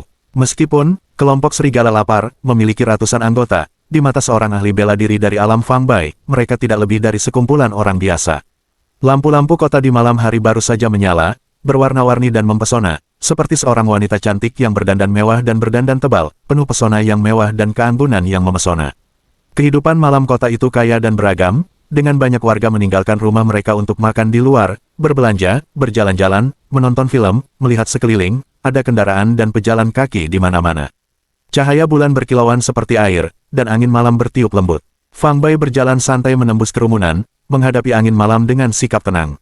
Di mata orang lain, dia hanya sedang berjalan-jalan sore. Namun, ketika ia mencapai bagian jalan yang lebih sepi pejalan kaki dan kendaraan, dan ketika tidak ada yang memperhatikan, langkah Fang Bai tiba-tiba akan semakin cepat, sosoknya hampir menjadi kabur, bergerak jauh lebih cepat daripada mobil-mobil yang melaju sejajar. Di Jalan Light nomor 69 di pinggiran timur kota Zhongzhou terdapat pabrik perbaikan mobil Light. Saat itu, halaman pabrik perbaikan tersebut terang benderang, seterang siang hari. Ratusan mobil berbagai jenis terparkir di dalam halaman, dengan banyak pekerja berseragam yang memperbaiki dan merawat kendaraan-kendaraan tersebut. Di sebelah utara pabrik perbaikan terdapat deretan ruang penyimpanan. Pintu rana gulir ruang penyimpanan pusat tertutup rapat, dan 4 pria bertubuh kekar dan berwajah garang, mengenakan seragam yang sama dengan para pekerja, dengan rokok di mulut mereka, sedang berpatroli di luar pintu rana tersebut. Keempat pria itu memegang pipa baja sepanjang sekitar 2 kaki, seolah-olah sedang menjaga sesuatu. Siapapun yang bukan bagian dari kelompok yang mendekati tempat itu diusir begitu saja. Jika seseorang memiliki pendengaran yang cukup baik, mereka dapat menempelkan telinga mereka ke pintu rolling shutter dan mendengar suara-suara ramai yang berasal dari dalam. Tampaknya ada aktivitas yang ramai sedang berlangsung. Petui, salah satu petugas patroli bertubuh kekar meludahkan puntung rokok dari mulutnya, menyentuh kepalanya yang botak, dan mengumpat pelan, mereka bersenang-senang di dalam, membuat kita berjaga di luar sini. Kapan giliran kita masuk? Pria lainnya menghisap rokoknya dalam-dalam 2 kali, membuang puntungnya, dan tertawa, jangan khawatir. Giliran kita akan tiba di paruh kedua malam ini. Kita ini cuma ikan kecil, kan? Hal-hal baik akan diprioritaskan terlebih dahulu oleh atasan, kemudian baru diteruskan ke bawah sesuai dengan pangkat. Bersyukurlah jika kita mendapatkan bagian sama sekali. Saat keempat pria itu sedang mengobrol, tiba-tiba mereka melihat seorang pria bertopeng plastik memasuki gerbang utama bengkel mobil, berjalan dengan angkuh ke arah mereka. Topeng pria itu adalah hantu berwajah hijau yang ganas, dengan hanya 2 mata yang terlihat. Pada pandangan pertama, itu tampak agak menakutkan. Hei, kamu lagi ngapain? Salah satu pria melangkah maju untuk menghalangi jalan pria bertopeng itu. Aku sedang mencari serigala lapar. Pria bertopeng itu berbicara, suaranya terdengar muda namun sangat dingin, membuat pria bertubuh kekar itu bergidik. Siapa kamu? Mendengar pria bertopeng itu memanggil bosnya dengan nama, pria bertubuh kekar itu langsung waspada, mengencangkan cengkeramannya pada pipa baja. Hungry Wolf adalah salah satu tokoh terkemuka di dunia bawah tanah Zhongzhou. Mereka yang bergaul di dunia bawah harus memanggilnya Saudara Serigala. Mereka yang berani memanggil bos dengan namanya bisa jadi adalah musuh dari grup serigala lapar. Pria bertopeng hantu itu licik dan jelas berniat jahat. Apakah serigala lapar ada di dalam? Pria bertopeng itu mengabaikan pertanyaan pria bertubuh kekar itu dan menunjuk ke pintu rana gulir yang tertutup rapat. Pria bertopeng hantu itu sebenarnya adalah Fang Bai. Fang Bai baru saja membeli topeng hantu dari jalanan terdekat. Dia tidak ingin mengungkap identitasnya dan berpotensi menimbulkan masalah bagi keluarganya. Dia berencana untuk menghadapi Hungry Wolf sambil mengenakan topeng, dan setelah melumpuhkannya, dia akan menghilang. Fang Bai memiliki pendengaran yang luar biasa baik. Dari kejauhan, dia sudah mendengar suara di dalam pintu rolling shutter, dan percakapan keempat pria itu juga mengindikasikan bahwa Hungry Wolf ada di dalam. Pria bertubuh kekar itu tidak menjawab pertanyaan Fang Bai, melainkan menatap tajam dan menggeram dengan ganas, "Apa yang kau inginkan dari bos kami? Jika kau tidak bilang, kau tidak akan pergi dari sini hari ini." "Aku ingin menghajar bosmu dan mematahkan kedua lengan dan kakinya," kata Fang Bai sambil tersenyum. "Dasar bocah nakal, kau pasti datang ke sini untuk membuat masalah. Pria bertubuh kekar itu meraung keras dan mengayunkan pipa baja di tangannya ke arah kepala Fang Bai. Melihat ini, ketiga pria lainnya pun maju menyerbu dengan pipa baja mereka. Fang Bai tidak tertarik berurusan dengan tokoh-tokoh rendahan seperti itu. Dia bergerak secepat angin, menyelinap di antara keempat pria itu, dan jari-jarinya menjentikkan jarinya di tubuh mereka seperti kilat. Keempat pria itu hanya merasakan kilatan cahaya di depan mata mereka, diikuti oleh sensasi mati rasa, lalu mereka terpaku di tempat, tidak dapat bergerak atau bahkan berteriak, seolah-olah mereka telah dikutuk. Dalam sekejap mata, Fang Bai telah mengalahkan keempat pria itu. Para pekerja di pabrik perbaikan mobil tidak menyadari adanya hal yang tidak biasa. Mereka melanjutkan pekerjaan seperti biasa. Keempat pria itu tahu bahwa mereka telah berhadapan dengan seorang ahli dan mengamati Fang Bai dengan ketakutan, tidak tahu apa yang akan dia lakukan kepada mereka selanjutnya. Semua anggota, grup Serigala Lapar, telah melakukan banyak sekali perbuatan jahat. Sekalipun Fang Bai membunuh mereka, mereka hanya akan menerima hukuman yang setimpal, dan polisi, jika diberitahu, hanya akan merasa lega, tanpa perlu menyelidiki kematian mereka. Fang Bai tidak melakukan apapun terhadap keempat pria itu. Sentuhan sebelumnya yang dilakukannya sudah cukup sebagai hukuman. Selama 2 jam berikutnya, keempat pria itu tidak bisa bergerak, dan bahkan ketika mereka bisa bergerak lagi, mereka mendapati anggota tubuh mereka lemah dan tak berdaya, tidak mampu melawan atau melakukan kenakalan lagi. Fang Bai menemukan kunci pintu rana gulir pada salah satu pria, membuka pintu, masuk ke garasi, lalu mengunci pintu dari dalam. Setelah memasuki garasi, Fang Bai menemukan dunia yang sama sekali baru. Garasi itu tidak berisi mobil, dan di ujungnya terdapat tangga panjang yang mengarah ke bawah tanah. Di bagian bawah tangga, tampak 2 pintu emas megah yang memantulkan cahaya, menyilaukan dan membutakan. Di samping pintu emas itu berdiri seorang pria berjas hitam di setiap sisinya. Kedua pria itu berdiri tegak, dengan tangan di belakang punggung, wajah mereka tampak serius. Sekilas, Fang Bai dapat merasakan bahaya aneh yang terpancar dari kedua pria itu. Bahaya ini bukan berasal dari kedua pria itu sendiri. Karena dari segi aura mereka, kedua pria itu tidak memenuhi syarat sebagai ahli bela diri, dan dari segi kemampuan bertarung semata, mereka tidak menimbulkan ancaman bagi Fang Bai. Bab 87, Serigala Lapar. Para praktisi seni bela diri memiliki intuisi bawaan dan tajam terhadap bahaya, dan Fang Bai yakin bahwa kedua pria kekar itu membawa senjata mematikan. Melihat tonjolan kecil di bawah ketiak kiri kedua pria itu, pikiran pertama Fang Bai adalah tentang senjata. Dengan kekuatan yang dimilikinya saat ini, hanya senjata api yang bisa membangkitkan sensasi berbahaya seperti itu dalam dirinya. Meskipun Fang Bai percaya diri dengan kemampuannya, dia tidak cukup percaya diri untuk yakin bahwa dia bisa menahan tembakan peluru secara langsung dengan tubuhnya. Kecuali jika dia bisa menguasai teknik naga harimau singa gajah hingga tingkat ke-9, alam perisai aura, tubuhnya akan menjadi lebih keras dari baja dan Yuan sejatinya dapat membentuk perisai ki pelindung di sekelilingnya, membuatnya kebal terhadap air dan api, serta tak tertembus oleh senjata api dan meriam. Kedua pria yang menjaga pintu emas itu awalnya mengira salah satu dari mereka yang masuk ketika mendengar suara pintu bergulir, tetapi yang mengejutkan mereka melihat Fang Bai mengenakan topeng hantu yang menyeramkan. Awalnya, keduanya terkejut, lalu mereka saling bertukar pandangan, dan segera meraih pistol yang terselip di bawah sisi kiri jas mereka dengan tangan kanan. Saat kedua pria bertubuh kekar itu bersiap mengeluarkan senjata mereka, tangan Fang Bai pun ikut bergerak. Suara mendesing, 2 jarum sulam sepanjang 2 inci melesat keluar dari tangannya, berubah menjadi 2 berkas cahaya putih seperti benang, mengeluarkan suara yang sangat samar saat menembus dada kedua pria bertubuh kekar itu. Gerakan kedua pria itu menjadi kaku, mata mereka berputar ke belakang, dan mereka roboh ke tanah, pingsan. Fang Bai tidak bermaksud membunuh mereka, hanya ingin membuat mereka pingsan untuk sementara waktu. Namun, ketika mereka terbangun, sama seperti keempat pria kekar di luar pintu geser itu, mereka akan mendapati diri mereka sangat lemah. Sebelum datang ke sini, Fang Bai mempertimbangkan keunggulan jumlah anggota grup Serigala Lapar dan potensi kehadiran para penembak, berpikir akan merepotkan jika hanya mengandalkan tinju dan kaki, jadi dia membeli 100 jarum sulam beserta topeng hantu yang ganas. Dengan jarum sulam di tangan, Fang Bai tidak gentar bahkan terhadap para penembak. Meskipun kecepatan lemparan jarum Fang Bai mungkin tidak melebihi kecepatan peluru, dia mampu mengantisipasi gerakan musuh dan bereaksi dengan sangat cepat, cukup untuk melumpuhkan lawan sebelum penembak itu sempat menembaknya. Fang Bai berjalan menuju pintu emas dan mendengarkan dengan saksama suara di dalam, sambil sedikit mengerutkan kening. Di balik pintu emas itu seharusnya ada aula yang sangat besar, yang tampaknya dapat menampung setidaknya 30 orang atau lebih. Sebagian makan dan minum, sebagian berjudi, sebagian menangis dan mengumpat, sebagian lagi tertawa terbahak-bahak tanpa ragu, menciptakan suasana kacau dan ribut. Di tengah hiruk-pikuk suara, Fang Bai mendengar seseorang memanggil, "Saudara serigala," dan memastikan bahwa serigala lapar ada di dalam. Lalu dia mengulurkan tangannya dan perlahan mendorong salah satu pintu emas itu hingga terbuka. Sesungguhnya, di balik pintu emas itu terdapat sebuah aula seluas setengah lapangan sepak bola, yang didekorasi secara mewah dengan emas, lambang kemewahan. Di sebelah timur aula terdapat beberapa ruang makan, dengan pintu terbuka lebar, dan suara orang-orang yang makan, minum, dan bermain permainan minum sesekali terdengar keluar. Di sisi barat aula terdapat beberapa meja judi, dengan orang-orang bermain mahjong dan kartu, serta tumpukan uang kertas berwarna-warni yang ditumpuk di atas meja. Di dinding utara aula tergantung sebuah televisi besar, yang saat itu sedang menayangkan adegan-adegan tidak senonoh.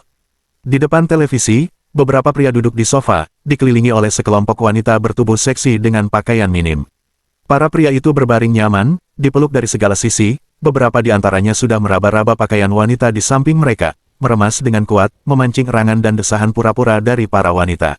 Fang Bai bahkan melihat seorang pria menarik seorang wanita, dan tepat di depan mata semua orang, mereka menanggalkan pakaian sepenuhnya dan memulai perselingkuhan mereka. Seorang pria dengan gaya rambut disisir rapi duduk di depan televisi besar membelakangi Fang Bai, kepalanya bersandar di sandaran sofa, tampak sedang sibuk dengan sesuatu. Saat Fang Bai mendorong pintu emas itu hingga terbuka, dia mendengar seseorang memanggil pria berambut disisir rapi itu, "Saudara Serigala." Saudara Serigala adalah serigala lapar, bos dari grup serigala lapar.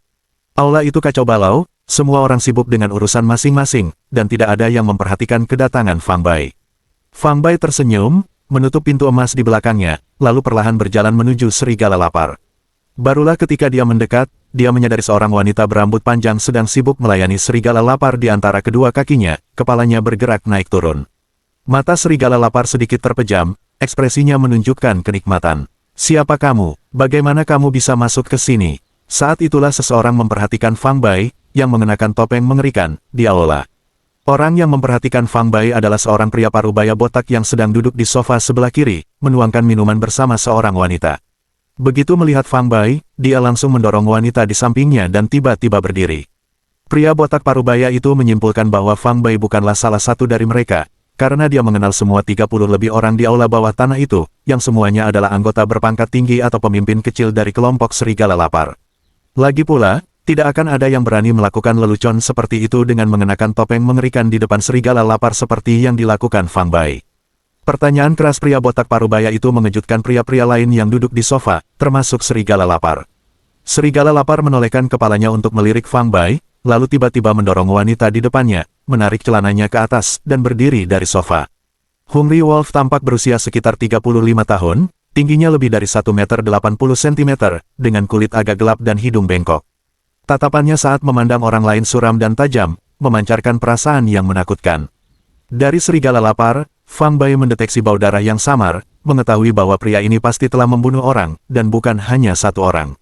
Serigala lapar memancarkan aura mengintimidasi yang unik bagi para praktisi bela diri, dan Fang Bai tahu kekuatannya sedikit di atas Tu Fu dan seharusnya setara dengan 2 biksu Shaolin pemula tingkat kuning yang pernah dia temui sebelumnya.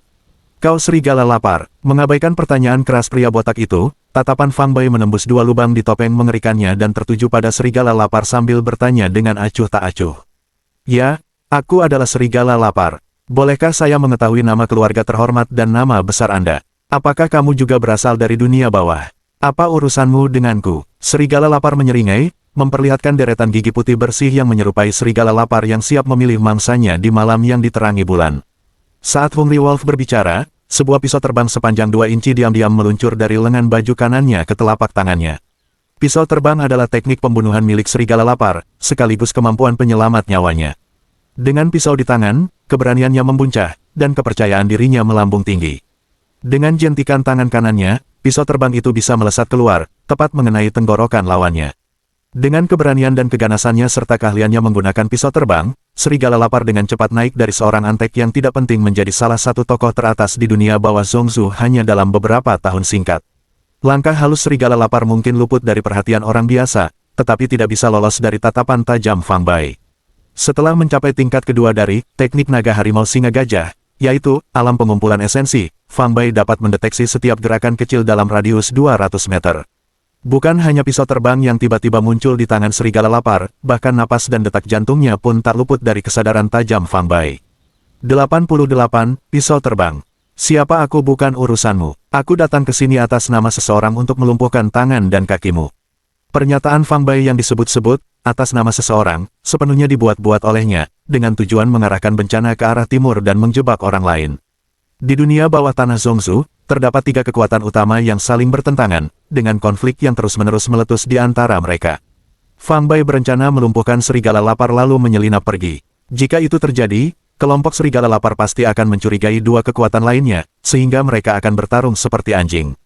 Begitu selesai berbicara, pria botak itu langsung mengambil botol bir dari meja di depannya dan menyerang, menghantamkannya ke kepala Fang Bai dengan ganas. Pria botak itu juga merupakan salah satu karakter kejam dalam kelompok serigala lapar, kedua setelah Tu Fu, seorang petarung yang ganas. Meskipun kini berusia lebih dari 40 tahun dan tidak sekuat di masa jayanya, saat marah ia tetap tak terhentikan. Pria botak itu bergerak cepat, tetapi sayangnya baginya, tinju Fang Bai menghantam hidungnya dengan keras sebelum botol bir itu menyentuh kepalanya. Bang! Tubuh kekar pria botak itu terlempar ke belakang, menabrak televisi besar di belakangnya dan menghancurkan layarnya menjadi berkeping-keping. Dia langsung pingsan di tempat. Darah terus merembes keluar dari hidung dan mulutnya, pemandangan yang mengerikan. Keributan di dekat sofa itu membuat para anggota kelompok serigala lapar yang sedang minum dan berjudi di dekatnya waspada, dan lebih dari 30 dari mereka dengan cepat mengepung area tersebut. Bos, apa yang terjadi pada si botak? Seseorang berteriak panik saat melihat wajah pria botak yang berlumuran darah dan tak sadarkan diri. Baldi telah dikalahkan oleh orang ini. Seorang pria berkacamata di sebelah Hungry Wolf menjerit, sambil menunjuk Fang Bai. Orang ini muncul entah dari mana, brengsek, mengaku akan melumpuhkan tangan dan kaki bos kita. Saudara-saudara, apa yang harus kita lakukan? Aula Emas, markas besar kelompok serigala lapar, telah disusupi secara diam-diam oleh pria yang mengenakan topeng berwajah hantu. Di mata para anggota berpangkat tinggi dari kelompok serigala lapar, ini adalah penghinaan yang sangat besar dan provokasi yang terang-terangan. Ini adalah sesuatu yang tidak bisa mereka toleransi. Bunuh dia. 30 lebih orang yang mengelilingi Fang Bai menatapnya dengan ganas, beberapa di antaranya sudah mengacungkan parang dan belati, meraung-raung sambil menyerbu Fang Bai. Mata serigala lapar memancarkan kilatan brutal dan haus darah, tangan kanannya mencengkeram erat gagang pisau lemparnya. Serigala lapar sangat menyadari bahwa siapapun yang bisa menyelinap masuk ke sini dengan begitu diam-diam pasti sangat terampil. Saat berurusan dengan orang seperti itu, seseorang tidak boleh lengah. 30 lebih anggota di aula itu semuanya adalah bos tingkat tinggi dan menengah dari grup serigala lapar, masing-masing ganas, dan kekuatan lebih dari selusin dari mereka tidak jauh berbeda dengan Tu Fu. Serigala lapar percaya bahwa jika orang-orang ini maju menyerang, bahkan jika Fang Bai adalah seorang kultivator bela diri kuno sejati, dia akan kesulitan untuk menghadapinya saat ini. Dan begitu Fang Bai menunjukkan kelemahan sekecil apapun, belatinya akan menyerang. Serigala lapar memiliki kepercayaan diri yang sangat besar pada kemampuan melempar belatinya. Konon, belati terbang Li Sun Huan tidak pernah meleset, selalu mematikan. Dia yakin dia bisa melakukan hal yang sama. Alasan dia tidak menyerang lebih awal adalah karena Fang Bai berdiri tak bergerak, tanpa celah sedikit pun yang bisa dieksploitasi. Namun begitu sekitar 30 bawahannya memulai serangan, Fang Bai harus mengalihkan perhatiannya untuk menghadapi mereka. Saat fokusnya goyah, dia pasti akan menunjukkan kelemahan. Kemudian, belati di tangan serigala lapar akan terlempar. Serigala lapar tidak pernah menghunus pedangnya dengan sembarangan, tetapi begitu ia melakukannya, tujuannya adalah untuk menutup tenggorokan.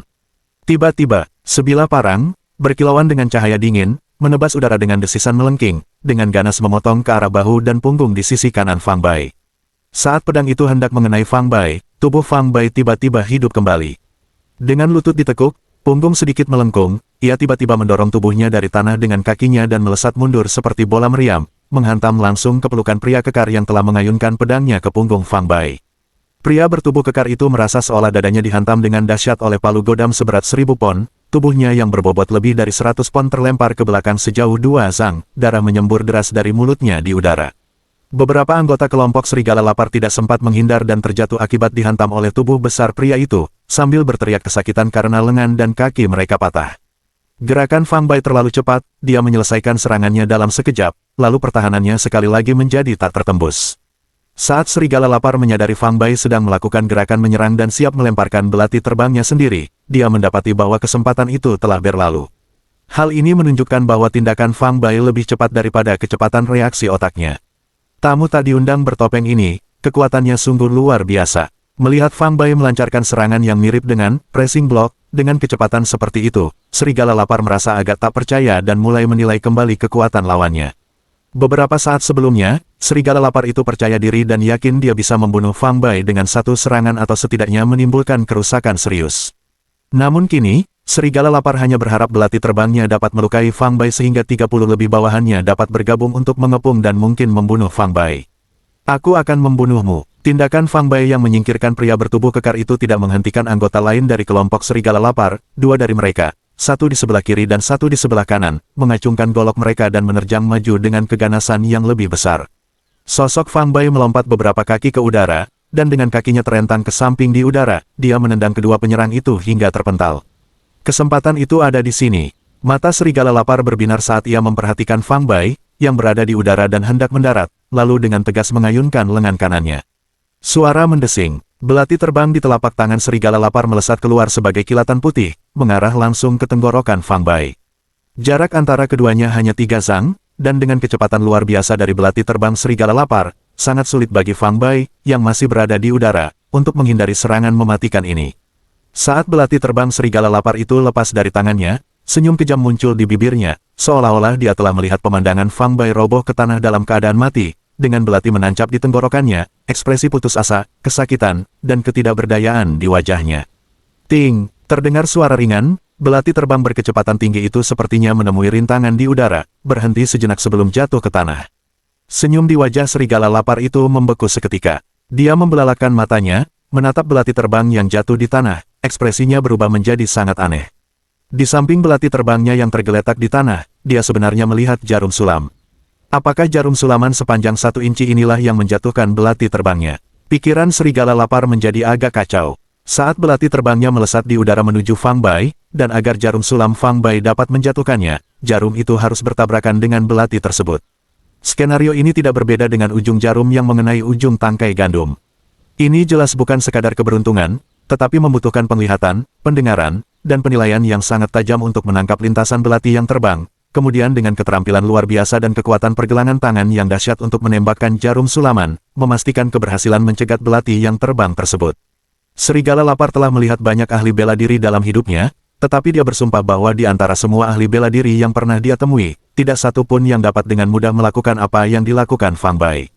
Dengan kata lain, kekuatan Fang Bai telah melampaui kekuatan para seniman bela diri biasa.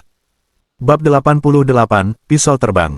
Siapa aku bukan urusanmu. Aku datang ke sini atas nama seseorang untuk melumpuhkan tangan dan kakimu. Pernyataan Fang Bai yang disebut-sebut, atas nama seseorang, sepenuhnya dibuat-buat olehnya, dengan tujuan mengarahkan bencana ke arah timur dan menjebak orang lain. Di dunia bawah tanah Zhongzhou, terdapat 3 kekuatan utama yang saling bertentangan, dengan konflik yang terus-menerus meletus di antara mereka. Fang Bai berencana melumpuhkan serigala lapar lalu menyelinap pergi. Jika itu terjadi, kelompok serigala lapar pasti akan mencurigai 2 kekuatan lainnya, sehingga mereka akan bertarung seperti anjing. Begitu selesai berbicara, pria botak itu langsung mengambil botol bir dari meja di depannya dan menyerang, menghantamkannya ke kepala Fang Bai dengan ganas. Pria botak itu juga merupakan salah satu karakter kejam dalam kelompok serigala lapar, kedua setelah Tu Fu, seorang petarung yang ganas. Meskipun kini berusia lebih dari 40 tahun dan tidak sekuat di masa jayanya, saat marah ia tetap tak terhentikan. Pria botak itu bergerak cepat, tetapi sayangnya baginya, tinju Fang Bai menghantam hidungnya dengan keras sebelum botol bir itu menyentuh kepalanya. Bang! Tubuh kekar pria botak itu terlempar ke belakang, menabrak televisi besar di belakangnya dan menghancurkan layarnya menjadi berkeping-keping. Dia langsung pingsan di tempat. Darah terus merembes keluar dari hidung dan mulutnya, pemandangan yang mengerikan. Keributan di dekat sofa itu membuat para anggota kelompok serigala lapar yang sedang minum dan berjudi di dekatnya waspada, dan lebih dari 30 dari mereka dengan cepat mengepung area tersebut. Bos, apa yang terjadi pada si botak? Seseorang berteriak panik saat melihat wajah pria botak yang berlumuran darah dan tak sadarkan diri. Baldi telah dikalahkan oleh orang ini. Seorang pria berkacamata di sebelah Hungry Wolf menjerit, sambil menunjuk Fang Bai. Orang ini muncul entah dari mana, brengsek, mengaku akan melumpuhkan tangan dan kaki bos kita. Saudara-saudara, apa yang harus kita lakukan? Aula Emas, markas besar kelompok serigala lapar, telah disusupi secara diam-diam oleh pria yang mengenakan topeng berwajah hantu. Di mata para anggota berpangkat tinggi dari kelompok serigala lapar, ini adalah penghinaan yang sangat besar dan provokasi yang terang-terangan. Ini adalah sesuatu yang tidak bisa mereka toleransi. Bunuh dia. 30 lebih orang yang mengelilingi Fang Bai menatapnya dengan ganas, beberapa di antaranya sudah mengacungkan parang dan belati, meraung-raung sambil menyerbu Fang Bai. Mata serigala lapar memancarkan kilatan brutal dan haus darah, tangan kanannya mencengkeram erat gagang pisau lemparnya. Serigala lapar sangat menyadari bahwa siapapun yang bisa menyelinap masuk ke sini dengan begitu diam-diam pasti sangat terampil. Saat berurusan dengan orang seperti itu, seseorang tidak boleh lengah. 30 lebih anggota di aula itu semuanya adalah bos tingkat tinggi dan menengah dari grup serigala lapar, masing-masing ganas, dan kekuatan lebih dari selusin dari mereka tidak jauh berbeda dengan Tu Fu. Serigala lapar percaya bahwa jika orang-orang ini maju menyerang, bahkan jika Fang Bai adalah seorang kultivator bela diri kuno sejati, dia akan kesulitan untuk menghadapinya saat ini. Dan begitu Fang Bai menunjukkan kelemahan sekecil apapun, belatinya akan menyerang. Serigala lapar memiliki kepercayaan diri yang sangat besar pada kemampuan melempar belatinya. Konon, belati terbang Li Sun Huan tidak pernah meleset, selalu mematikan. Dia yakin dia bisa melakukan hal yang sama. Alasan dia tidak menyerang lebih awal adalah karena Fang Bai berdiri tak bergerak, tanpa celah sedikit pun yang bisa dieksploitasi. Namun begitu sekitar 30 bawahannya memulai serangan, Fang Bai harus mengalihkan perhatiannya untuk menghadapi mereka. Saat fokusnya goyah, dia pasti akan menunjukkan kelemahan. Kemudian, belati di tangan serigala lapar akan terlempar. Serigala lapar tidak pernah menghunus pedangnya dengan sembarangan, tetapi begitu ia melakukannya, tujuannya adalah untuk menutup tenggorokan. Tiba-tiba, sebilah parang, berkilauan dengan cahaya dingin, menebas udara dengan desisan melengking, dengan ganas memotong ke arah bahu dan punggung di sisi kanan Fang Bai.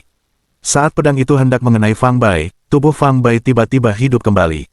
Dengan lutut ditekuk, punggung sedikit melengkung, ia tiba-tiba mendorong tubuhnya dari tanah dengan kakinya dan melesat mundur seperti bola meriam, menghantam langsung ke pelukan pria kekar yang telah mengayunkan pedangnya ke punggung Fang Bai.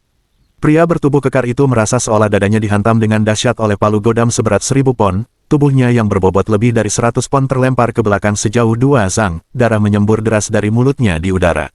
Beberapa anggota kelompok serigala lapar tidak sempat menghindar dan terjatuh akibat dihantam oleh tubuh besar pria itu, sambil berteriak kesakitan karena lengan dan kaki mereka patah.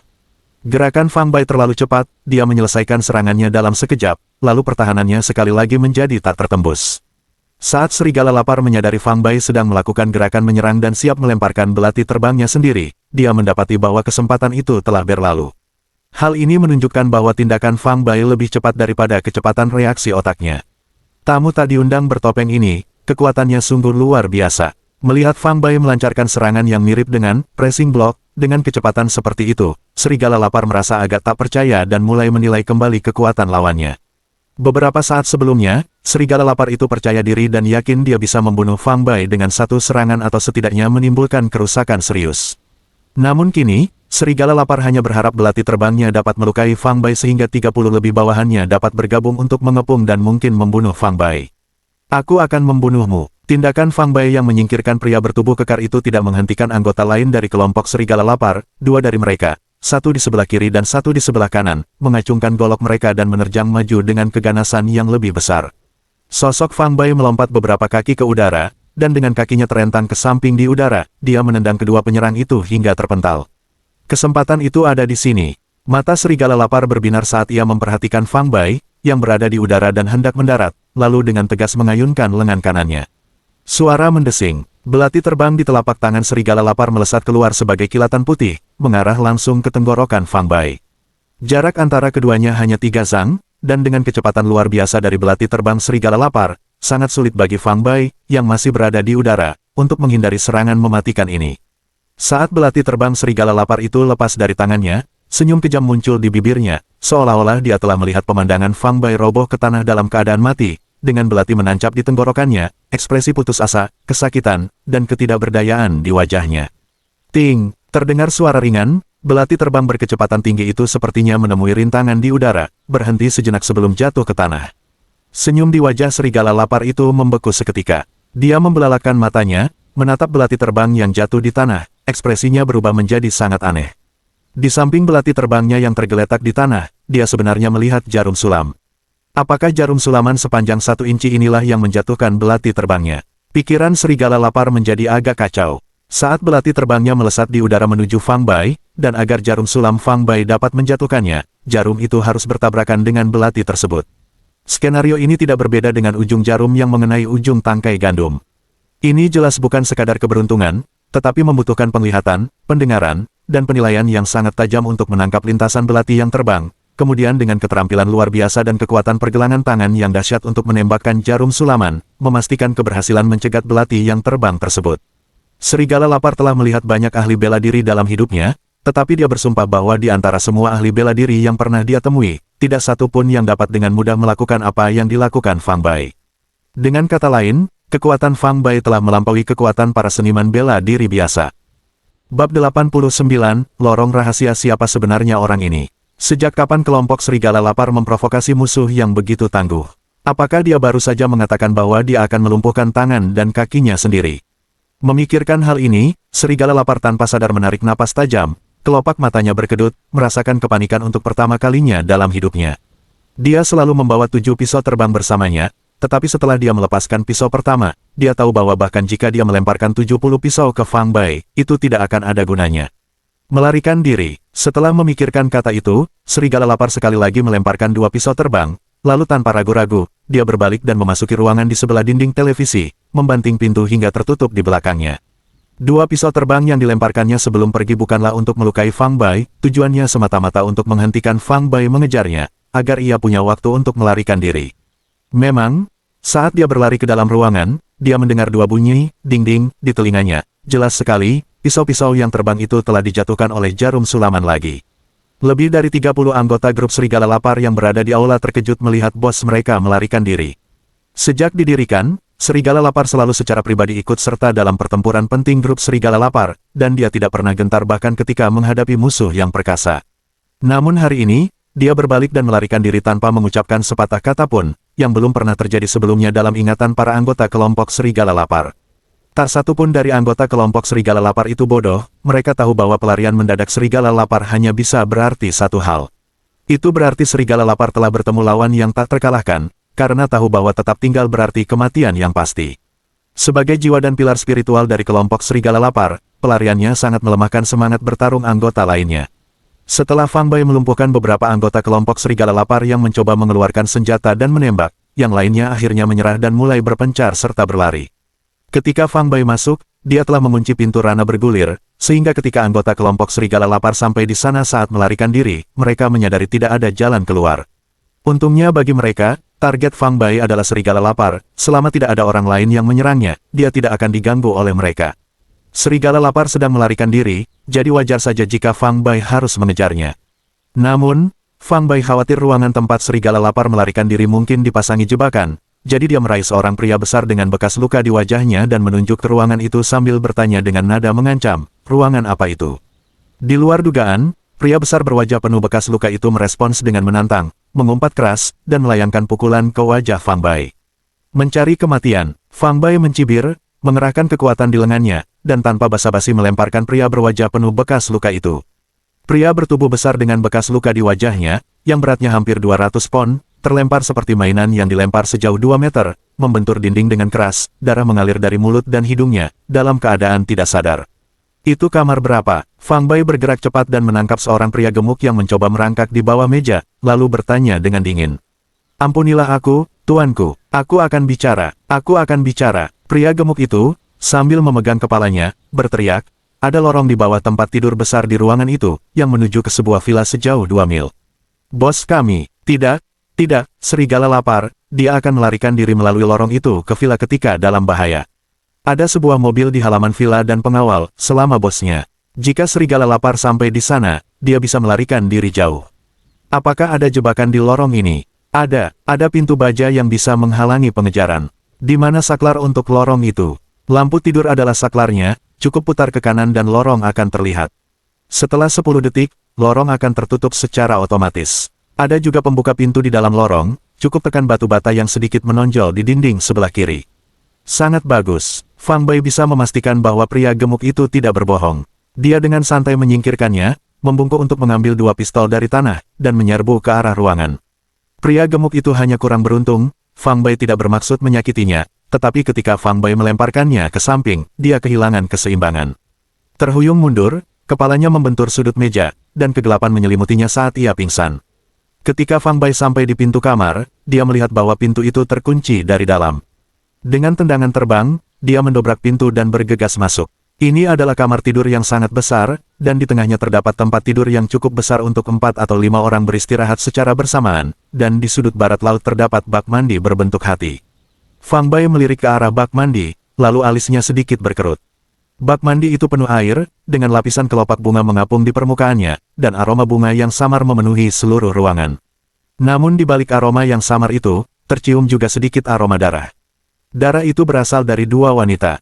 Kedua wanita itu memiliki kulit seputih salju dan tubuh yang ramping, namun keduanya telanjang bulat, yang satu berbaring di pinggir bak mandi, yang lainnya telentang di dalam air bak mandi. Sebuah belati sepanjang 2 inci ditusukkan ke tenggorokan setiap wanita. Darah merah terang terus merembes keluar di sekitar belati yang tertancap di tenggorokan mereka, pemandangan yang mengerikan. Pupil mata mereka melebar, jantung mereka berhenti berdetak, dan mereka benar-benar tak bernyawa. Jelas sekali, mereka sudah mati, tak ada lagi pertolongan bahkan dari para dewa.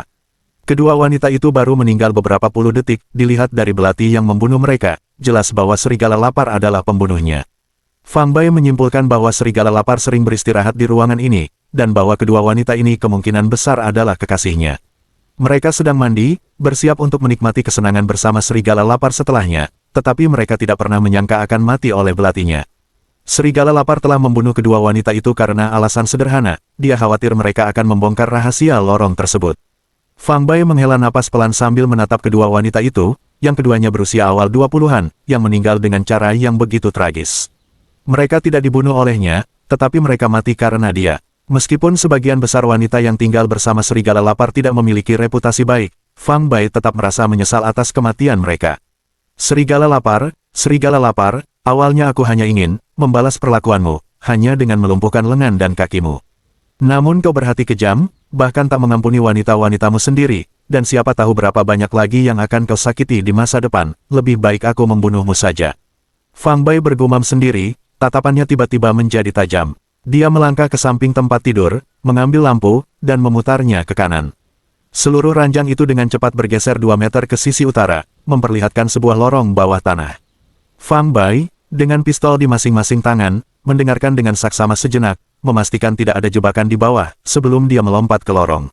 Beberapa detik setelah dia melompat turun, tempat tidur di atasnya tertutup kembali. Lorong itu cukup tinggi untuk dilewati seseorang, dan mengarah lurus ke kejauhan.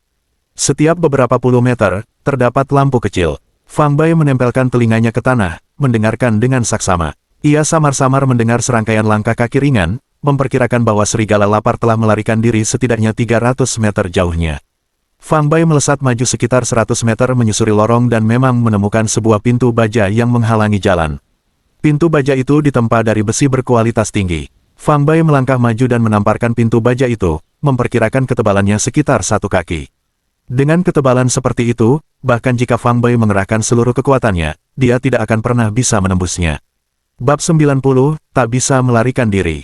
Bahkan dengan sayap Fang Bai menghafal arah yang benar dari lorong itu, lalu segera berbalik dan bergegas menuju pintu keluar.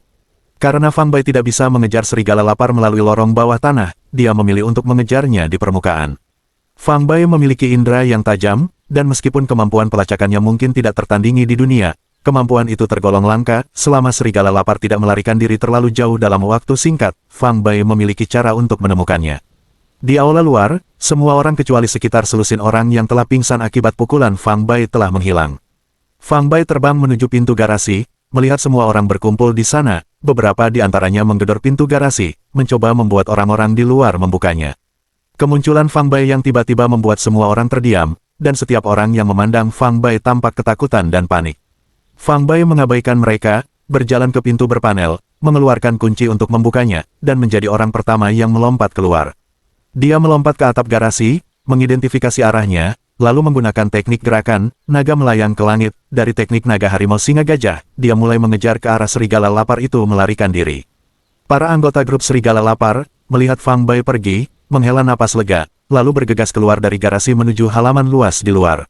Saat mereka menyaksikan Fang Bai bergerak naik turun, menghilang ke dalam malam dalam sekejap, mereka tahu bahwa mereka telah bertemu dengan seorang ahli dan mulai ragu apakah serigala lapar itu dapat berhasil melarikan diri. Fang Bai berlari keluar dari bengkel mobil, dan setelah mendarat, dia melaju kencang ke arah timur. Ke arah timur dari sini adalah pinggiran kota, karena Fang Bai tidak berada di jalan utama. Dia tidak khawatir bertemu pejalan kaki atau kendaraan, jadi dia bergerak dengan kecepatan penuh tanpa menahan diri. Teknik pergerakannya sangat cepat, sosoknya melesat sehingga hanya bayangan samar yang terlihat menembus kegelapan malam. Mengikuti arah lorong bawah tanah, Fang Bai melanjutkan pengejarannya sejauh sekitar 2 mil hingga ke sekitar Sungai Bihe, akhirnya melihat sebuah villa 3 lantai di pinggir jalan, bersandar pada pegunungan dan perairan. Ketika Fang Bai berada sekitar 100 meter dari villa, dia mendengar suara mesin mobil dari dalam halaman. Jelas sekali, seseorang telah menghidupkan kendaraan. Fang Bai mengerahkan Yuan sejatinya, segera mempercepat langkahnya, bahkan sebelum dia mencapai pintu masuk villa, dia melihat sebuah sedan hitam dengan lampu depan menyala terang, melaju keluar gerbang menuju malam. Saat sedan itu melaju kencang, Fang Bai sekilas melihat melalui kaca mobil 2 sosok yang duduk di dalamnya. Salah satunya adalah serigala lapar, dan yang lainnya, kemungkinan besar, adalah pengawal dan sopir serigala lapar. Saat sedan hitam itu menerobos keluar dari gerbang villa, serigala lapar di dalam mobil juga melihat Fang Bai, yang mengenakan topeng hantu jahatnya. Dia tidak menyangka Fang Bai bisa menyusul secepat itu dan merasa terkejut, tetapi ketika melihat Fang Bai dengan cepat tertinggal jauh di belakang mobil, dia kembali tenang. Dengan kecepatan mobil yang melebihi 50 meter per detik, dia yakin tidak ada ahli bela diri, sekuat apapun, yang mampu mengimbanginya. Setelah mobil itu melaju beberapa mil, ia sampai di sebuah jembatan besi besar yang melintasi Sungai Bihe. Saat itulah, secara tak terduga, hujan deras mulai turun. Hujan turun sangat deras dan langit sangat gelap, sehingga pengemudi tidak berani menambah kecepatan terlalu banyak untuk menghindari kecelakaan.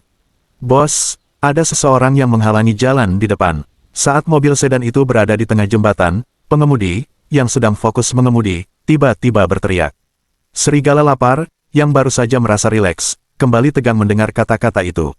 Dia membelalakkan matanya dan, dibantu oleh lampu depan, mengintip menembus hujan deras, melihat sesosok yang tampak turun dari langit, berdiri tepat di tengah jalan di depannya. Bagaimana ini mungkin? Melihat sosok bertopeng hantu jahat di tengah hujan deras, mata serigala lapar hampir keluar dari rongga matanya, dan ia berteriak kaget. Dia tidak pernah menyangka bahwa Fang Bai tidak hanya akan menyusul tetapi juga akan tiba lebih dulu dari mereka. Apakah pria ini manusia atau hantu? Jika dia hantu, jelas dia memiliki daging dan darah serta bayangan. Jika itu manusia, bagaimana mungkin mereka bisa bergerak dengan kecepatan seperti hantu? "Bos, apa yang harus kita lakukan?"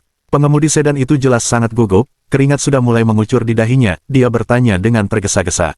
"Percepat laju dan tabrak dia, bunuh dia." Serigala lapar mengambil keputusan tegas, sambil mengeluarkan pistolnya, menjulurkan kepalanya keluar jendela mobil, dan mulai menembak Fang Bai.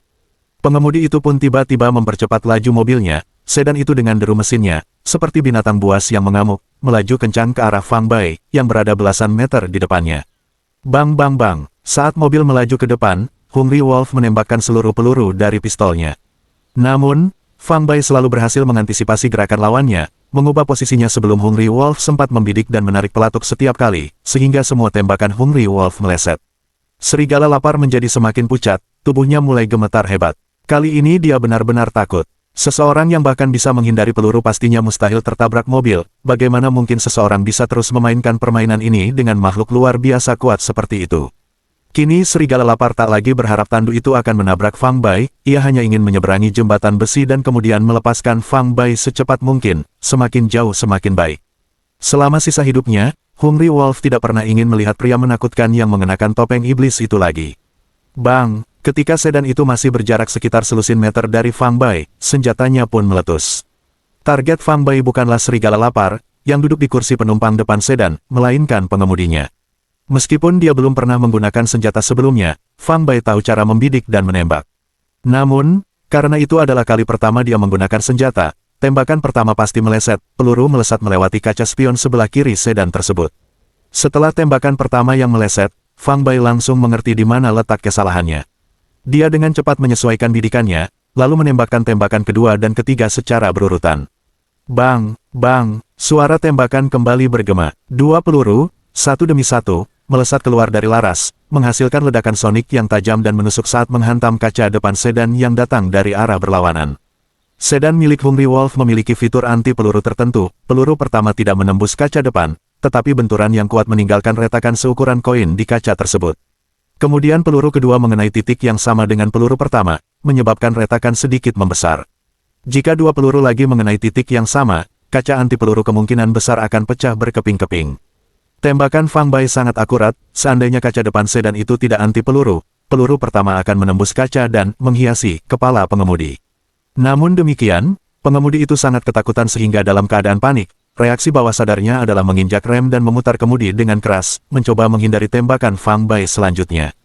Karena mobil sedan itu melaju dengan kecepatan tinggi, ditambah dengan jalan yang licin akibat hujan, tindakan pengemudi menyebabkan mobil kehilangan kendali dan terguling ke samping, berdecit saat meluncur di tanah dan menabrak pagar pembatas sebelah barat jembatan besi. Ledakan, dengan suara benturan keras, sedan itu menabrak pagar jembatan besi, terguling beberapa kali, dan akhirnya mendarat dengan roda menghadap ke atas. Malam itu gelap gulita, hujan turun deras, dan tidak ada pejalan kaki atau kendaraan yang lewat di jembatan besi itu. Jika ada, pemandangan ini pasti akan sangat mencengangkan.